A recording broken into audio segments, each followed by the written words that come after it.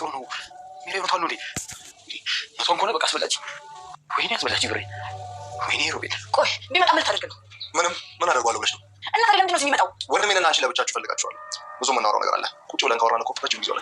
እሺ አሁን እኔ ተጠይ እንጃ ስለበቅ ቤታችን ቀልደኛ አልፈታሽም። ላስናናሽ እኮ አይደለም ያመጣሁሽ። እና አሁን ልገለን ነው? ተው አሁን የምታደርገው እያንዳንዱ ነገር በኋላ ይቆጫል። ይቅርብ አድናን። ደግሞ እንደ መካሪ ያደርግሻል። አፍርተ ቢስ ቆይ እኔ አልገባኝም። እና ሰጠሞ ይረሳው ነው ያድናን። ይሄንን ጽጽ ማስፈራሪያ አታደርጊ። አንድ ሁለት አደራ ሶስት ተንቀሳቅሽ ገመድ ተወጥሯል። አሁን ትስብ ያለሽ እኔ ቆንጆ ባክሽ ሚራ ችግር የለውም። እኔ ራሴ ጋር አንቀሳቅሰዋለሁ።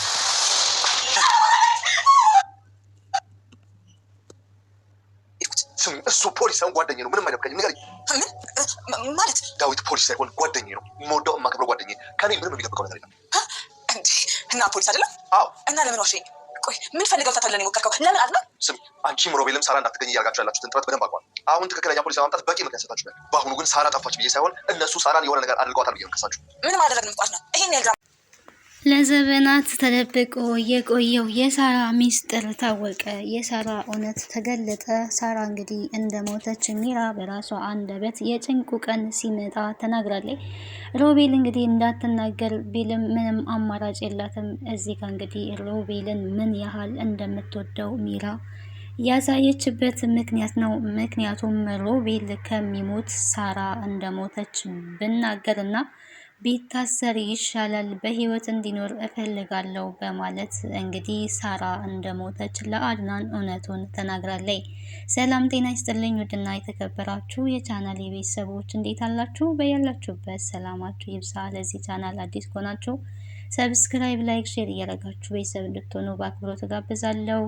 ቪዲዮን ስጀምሩ በላይክ ጀምሩ። ስለምታበረታቱኝ ምስጋናዬ ከልብ ነው። አሁንም አብሮነታችሁ አይለየኝ በማለት አሳስባለሁ ማለት ነው። ቀጣዩን ሎሃና ድራማን ወደ እናንተ እዤላችሁ መጥቻለሁ። ይህ ድራማ እንግዲህ ብዙ ነገሮችን እያስተማረን ይገኛል። እናንተም ትማሩበታላችሁ። ቪዲዮን እስከ መጨረሻው በመከታተል አብራችሁን ቆዩላለሁ። በድጋሚ ሚራ እንግዲህ ከሮቤል ከሚሞት ይልቅ የሳራ መሞትን ብናገርና ከዛ በኋላ ብንታሰርም እንታሰር የሚል ውሳኔን ወስና እንግዲህ ተናግራለች ማለት ነው። አድናን አሁን ላይ ትልቅ ስራ ሰርቷል። ምክንያቱም ስለ ሳራ እስካሁን ሳራ ያለችበትን ለማወቅ ሳራ ምን አድርጋችኋታል? ሳራ ምንድን ነው የሆነችው? ሳራ የት ነው ያለችው? በማለት እንግዲህ ብዙ ጊዜ ጠይቀው እሱም ሆነች ሎሃና ደግሟቸው ነበረ። ታዲያ ለሎሃናም እንኳን ሳይነግራት በራሱ መንገድ ሚራን በማገት ሮቤል እንደሆነ የእሷ ደካማ ጎን በደንብ ስለተረዳ ሮቤልን ደውለሽ እንዲመጣ ጥሪው፣ ገንዘቡን ሊወስዱብኝ ነው፣ ገንዘቡን ሊዘርፉኝ ነው ብለሽ እንግዲህ ደውለሽ ጥሪ ብሏታል። እሷም እንግዲህ ምንም አማራጭ የላትም ታግታ ስለነበረ ቀጥታ ደውላ ሮቤልን ብሩን ሊወስዱኝ ነው፣ ሰዎች እየተከታተሉኝ ነው፣ እባክህ ብሩን የምትፈልግ ከሆነ ቶሎ ና ብላ እንግዲህ ደውላለታለች። ሮቤልም እንግዲህ በገንዘብ አይደራደርም እና ገንዘቡን ለምን ይዛው ወጣ ነው? እንደው እቺ ልጅ አማቷለች፣ እቺ ጤነኛ ያልሆነች ሴትዮ ምን ይሻላታል እያለ እንግዲህ በጣም እየተነጫነጨ ነበረ። የተደገሰለትን እንግዲህ አላወቀም። አድናን እንግዲህ የእውነት አሁን ላይ ታሪክ ነው የሰራው። ወንድ ልጅ ቆረጠ ትላላችሁ እንግዲህ አንዳንዴ በጣም ዝምተኛ ሰዎች ችለው መወሰን ሲጀምሩ ልክ እንደ አድናን ከተኙበት ሲነቁ ማንም የሚችላቸው የለም። አድናን እንግዲህ አሁን ላይ ትክክለኛ ማንነቱን የቁርጥ ውሳኔውን እያሳየ ይገኛል። በዚህም አማካኝነት ነው እንግዲህ ቆራጥ ስለሆነ ይሄንን ሲስተም ተጠቅሞ የሳራን እውነት አውቋል። እንግዲህ አንዳንዴ እኮ ሰው አለ ወይ የለም ብላችሁ ከምትሰቃዩ ራሱ ሞቷል ተብሎም የሆነ ነገር ሲሰማ የሆነ ነገር ላይ መፍትሄ ልታመጡ ትችላላችሁ። እና ሳራ መሞቷና መኖሯን ያላወቀችው ሎሃና እንግዲህ በጣም ስትንከራተት ነበረ። አሁን ላይ እንግዲህ ሎሃና የሳራን ሞት በሰማይ ጊዜ ራሷን ስታወድቃለች ማለት ነው። ምክንያቱም እህቷ መንትያዋ ናት፣ እንደ ራሷ የምታስብላት የምትሳሳላት ናት። ይህንን በሰማች ጊዜ እንግዲህ ራሷን ስታ ነው የወደቀችው። ያላመነችው ነገር ነው የተፈጠረባት። የሆነ ነገር ደብቀዋት ሊሆን ይችላል ነበር ስትል የነበረው እንጂ ይገሏታል የሚል ሀሳብ በጭራሽ አልነበራትም። ይሄ እንግዲህ ከምንም በላይ በጣም አሳዛኝ ነው። አድናን ራሱ ግራ ስለተጋባ ደንግጦ ፍዝዝ ብሎ ነበረ በሰማ ጊዜ እንግዲህ ድርቅ ብሎ የቀረው ማለት ነው። እነ ሮቤል እንግዲህ አሁን ላይ ወደ ሕግ ቁጥጥር ስር ውለዋል። ሁለቱም ሚራም ተባባሪ ናት፣ ሮቤልም ተባባሪ ነው። እንግዲህ ጉዳዩ ቀጥታ ለፖሊስ ተላልፏል። ፖሊስ ደግሞ ሁለቱንም አስሯቸዋል ማለት ነው። ወንጀለኛ እንግዲህ ያው መታሰር ነው ያለበት። ሲያቅዱለት ከዚህ እንጠፋለን፣ ገንዘብን ይዘን ከዚህ እንሄዳለን፣ እዚህ መቀመጥ የለብንም፣ ሊታወቅብን አይገባም እያሉ በጣም ሲያቅዱ ነበረ። ነገር ግን እነሱ ተቀድመዋል ማለት ነው። አሁን ላይ ታዲያ ሚራ ገንዘቧን የአድናንን ገንዘብ ብትደብቅም አድናንም እንግዲህ ገንዘቡ በቅርቡ ይመለስለታል ማለት ነው። እንግዲህ አድናንና ሉሃናልን እንዲያጭበረበሩ ሲያጭበረበሩ እንደነበሩት አይደለም። ፖሊስ እንግዲህ በስነ ስርዓት እያንዳንዱን ምርመራ እያደረገ ይገኛል። በምርመራው መሰረት እንግዲህ ሚራ ሁሉንም ነገር እየተናዘዘ ትገኛለች። ሮቤልም ሚራም አብቅቶላቸዋል፣ በህግ ቁጥጥር ስር ውለዋል ማለት ነው። ይሄ ደግሞ የወንጀለኞች ማግኘት ያለባቸውን ቅጣታቸውን እያገኙ ይገኛሉ። ሚራ እንግዲህ ይህንን እውነት ለመደበቅ በጣም ታግላ ነበረ። እኔ ስለ ሳራ የማውቀው ነገር ምንም የለም እያለች እንግዲህ እስከ መጨረሻዋ ሀቅታ ድረስ እንግዲህ እየካደች ነበረ። ታዲያ አድናን የሰራው ነገር ሽጉጥ አቀባብሎ እንግዲህ ቃታውን መስባ ልትገለው የምትችለው ሚራ ናት። ያንን ደግሞ ያደረገው ሆን ብሎ ነው።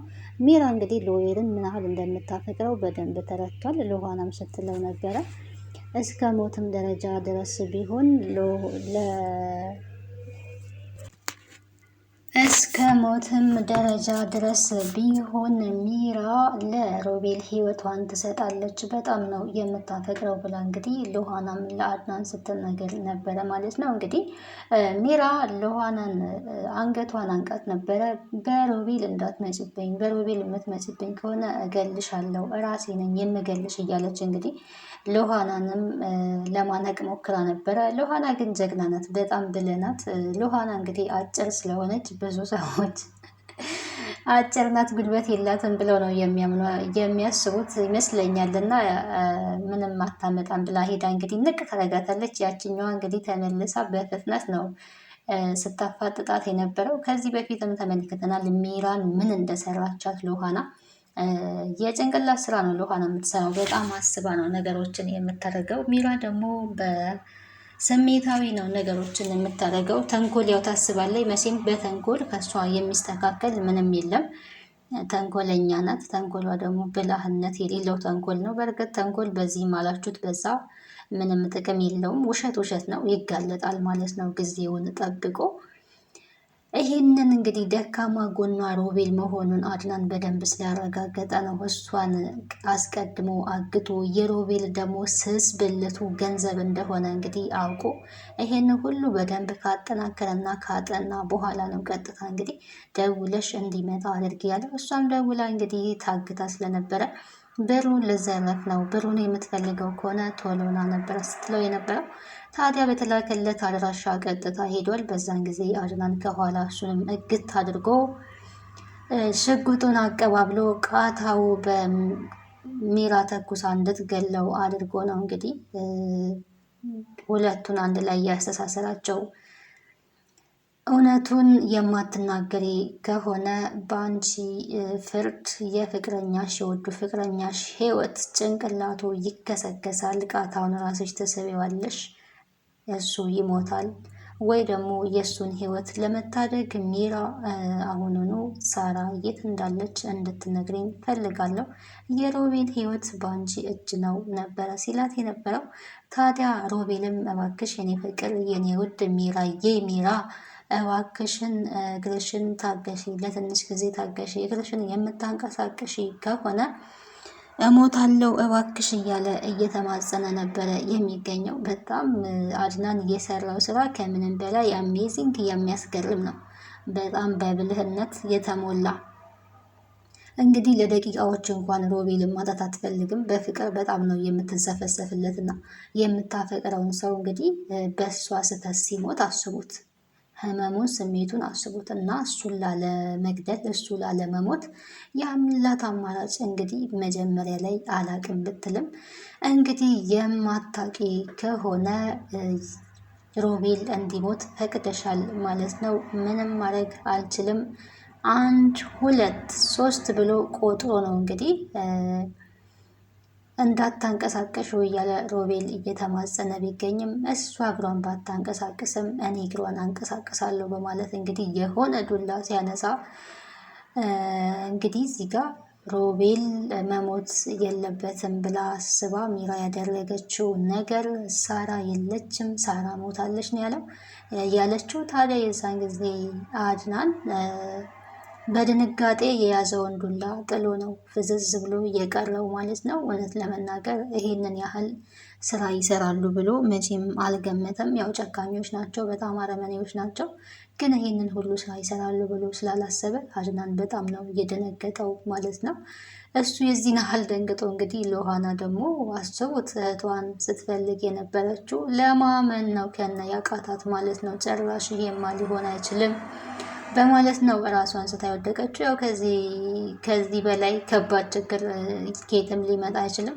እህቴን ከዛሬ ነገ አገኛታለሁ፣ ሳራ አንቺንም አገኝሻለሁ ነበረ ስትል የነበረው ነገር ግን ሳራ ለዘላለሙ ላታገኛት እንግዲህ እህቷን አሳጥተዋታል ማለት ነው። እነዚህ 2 አረመኔዎች እነሱም የእጃቸውን እያገኙ ይገኛሉ። ሚራ እንግዲህ ነፍሰ ጡር ነኝ ምንም ብትልም የነፍሰ ጡር ማረጋገጫ ወረቀት ስለሌላት ነፍሰ ጡር መሆኗ በፖሊሶቹ ነው የሚረጋገጠው። ይሄንኛው ውሸቷም እንግዲህ ተደምሮ ሌላ ወንጀል ነው መዋሸቷ። ሲቀጥል የአድናንን ቤት በመሸጧ በጣም እንግዲህ ተደራራቢ ወንጀሎች አሉባት። እነዚህ ሁሉ ወንጀሎች ተጠራቅመው የሁለቱም ወንጀሎች እንግዲህ ሁለቱም አብረው የእጃቸውን እያገኙ ይገኛሉ ማለት ነው። እንግዲህ ቀጣይ ምን ሊሆን ይችላል ካልን እንግዲህ ቀጣዩ ሊሆን የሚችለው ሎሃናና አድናን እንግዲህ ያው ይጋባሉ። መቼስ ህይወት ይቀጥላል። ሎሃና ያለችው ሀዘን ላይ ከባድ ችግር ላይ ውስጧ ተሰብሮና ተጎድቶ ቢሆንም እንግዲህ አድናን ከጎኗ እስካለ ድረስ ተጽናናለይ። ከዛ ህይወት ስለሚቀጥል የራሷን ህይወት ትኖራለይ ማለት ነው። ሁለቱ አስመሳዮች፣ ሁለቱ አረመኔዎች ሲጓጉለት የነበረውን ገንዘብም ሳያገኙ እንኖራለን ብለው በተለይ ሚራ ከሮቤል ጋር ነው መኖር የምትፈልገውና ሮቤል ደግሞ ያው እሷን አያፈቅራትም። እሷ ደግሞ ለሱ ብላ ይሄን ሁሉ ዋጋ ከፍላለች። አሁን ላይ ሚራ በጣም ነው የምትጸጸተው። በተጸጸት ግን ምንም ውሻ ጅብ ከሄደ ውሻ ጮኸ አይነት ነገር ነው የሚሆነው። ተመልሳ እንግዲህ አድናንን ልታገኝ አትችልም። አድናንን አጥተዋለች። አድናን ከዚህ በኋላ የሎሃና ብቻ ነው። ሁለቱ እንግዲህ በነፃነት የራሳቸውን ህይወት ይኖራሉ። እንደተመኙትም የሚያማምሩ ቆንጆ ልጆችን ወልደን አብረን ብዙ ጊዜ ወደፊት እንኖራለን የሚለውን እቅዳቸውን አሳክተዋል። ለእነሱ ተሳክቶላቸዋል። እዚህ ጋር እንግዲህ የምንረዳው ወንጀል መቼም ቢሆን ሊደበቅ ይችላል፣ ለጊዜው ሊዋሽ ይችላል እንጂ መቼም ቢሆን ተደብቆ አይቀርም፣ ይወጣል ማለት ነው። ልክ እንደዚህ እንደነ ሮቤል ጊዜውን ጠብቆ ወንጀል ይወጣል። ወንጀል ሁሌም ቢሆን ወንጀል ነው። ውሸት ሁሌም ቢሆን ውሸት ነው። ውሸት ተደብቆ እንደማይቀር እውነቱ እንደሚወጣ ወንጀልም ደግሞ ተደብቆ አይቀርም። አንድ ቀን በጊዜው እንደዚህ ይወጣል ማለት ነው። ሚራ እንግዲህ እቅዷና ሀሳቧ በጣም አልተሳካላትም። ቀጣዩ ክፍል ምን ይሆናል የሚለውን አብረን የምናይ ይሆናል። ስለነበረን ቆይታ ከልብ አመሰግናለሁ። ቤተሰብ ያልሆናችሁ ቤተሰቡ ነው። ወዳችሁና ፈቅዳችሁ ስለምትከታተሉኝ ከልብ አመሰግናለሁ። በቀጣይ ቪዲዮ ቀጣዩን ወደ እናንተ እዥ እመጣለሁ። ባይ ባይ። ሀሳብና አስተያየታችሁን በኮሜንት አስቀምጡልን። ከዚህ ድራማ ምን ተሰማችሁ? ሚራና ሮቤል ስለተጋለጡ ስለታሰሩስ ምን ተሰማችሁ? መቼም የማይደሰት ሰው አለ?